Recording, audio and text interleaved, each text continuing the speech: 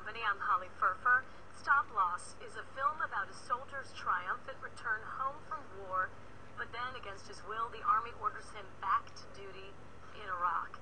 The conflict tests everything he believes in the bond of family, the loyalty of friendship, and the limits of love, and the value of honor. And here to tell us more is the director, Kimberly Peirce. Good morning. Good morning. It's great to have you here on our set. Really nice to be here. Thanks. So, we kind of described the movie, but I'm sure you can do better justice to the movie. What else can you add to that for those, obviously, who haven't seen it yet? Sure. This is the story, like the story of many people in this generation who signed up after 9/11 for all the right reasons, to protect his home, his family, and his country. And he goes over there and he has the biggest experience that I found every single soldier has, which is they're ultimately fighting for the person to their left and the person to their right. It's about camaraderie. It's about the love of one another and keeping each other alive and trying to come home safe. And when they finally do come home safe, most soldiers want to put it behind them. They've done their time, they're war heroes, and what's happening in this situation is, unfortunately, they can't stay home. They're being forced right back into war. Tell everybody what a stop loss is for those who don't know it, and a lot of people call it the backdoor draft. They do. A lot of soldiers are calling it that. Stop loss is technically a military term.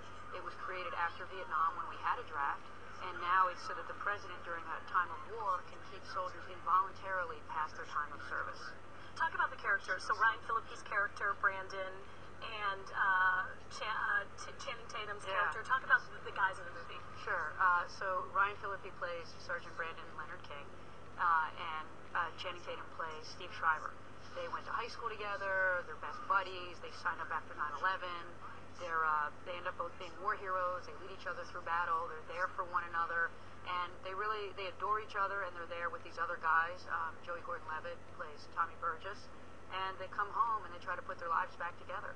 And as they're doing it, and they're reconnecting with their families and their loved ones and their wives and their girlfriends, we see the life that they left behind that they're desperate to get back to, and it's a lot of fun, there's a lot of hope, but it's really challenging, as most soldiers that we're finding are coming home are struggling with.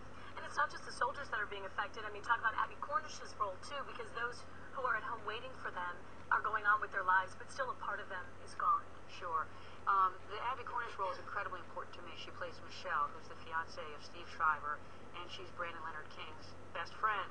And what was important to me about her is that's a whole other side of this war that people aren't necessarily paying attention to.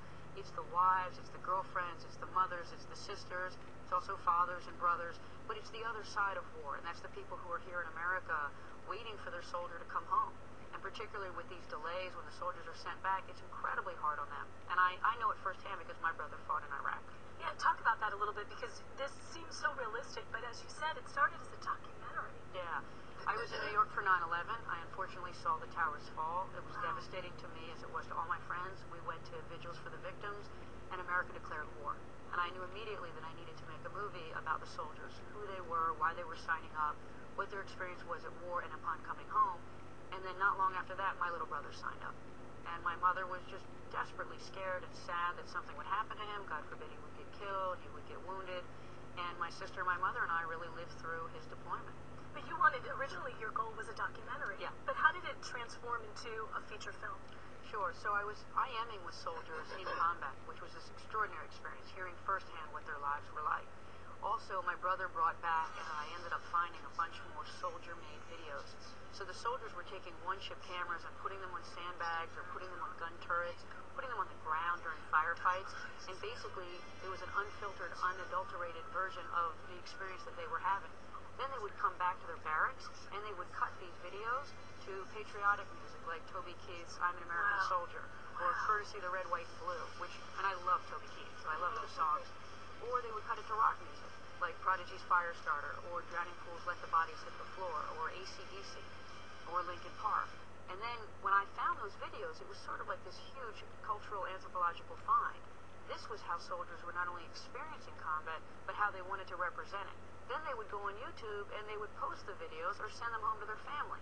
So I was like, wow, if we're going to make a movie, it needs to be totally born from these images. This is this generation's way of communicating. Interesting. And you worked with, obviously, some A-name actors. How was it working with someone like Ryan Phillippe? Because I remember reading somewhere way back when he said he read the script and this was what he wanted to be, and he actually embodied Brandon. He really did. I mean, I was lucky. I mean, a guy like Ryan doesn't always have to audition, but he came in, and he was just phenomenal. I mean, first of all, I've been interviewing soldiers, so he had that feel. I bought him as a soldier. And also, he said to me, you know, if I hadn't been an actor, I would have signed up for this war. Really? And I believed it. I mean, he has that feeling about him. But also, what Ryan brings to it is, he's been in a number of movies. He knows what he's doing. So he's not only the guy, but he's a wonderful actor. So he's got the maturity and he's got the sensitivity. Well, he had some nice things to say about you. I want to read what he wrote. He said he compared you to Clint Eastwood, Robert Altman, and Ridley Scott, saying you are tougher than any of them, that you're a real artist. Channing Tatum said you are an absolute genius. How does it feel to have such well-respected actors saying this about you? I mean, they put you in a league where they think you absolutely deserve to be. Well, you know, I really love my actors, and those boys are so talented and so passionate. I mean, they both really took this on as a passion project and gave it everything. So I really felt like we met at the same place. So I'm, you know, obviously, you know, I'm very happy that they said those very nice things. I love those guys. Well, it was well-deserved. The movie is brilliant. Oh, thank you. Thank you for being here. We appreciate it. We look forward to your next movie, but this is a definite must-see. Oh, good. Thank you so much. And if you want to see Stop Loss, it'll hit theaters here in Atlanta on March 28th. This film is rated R.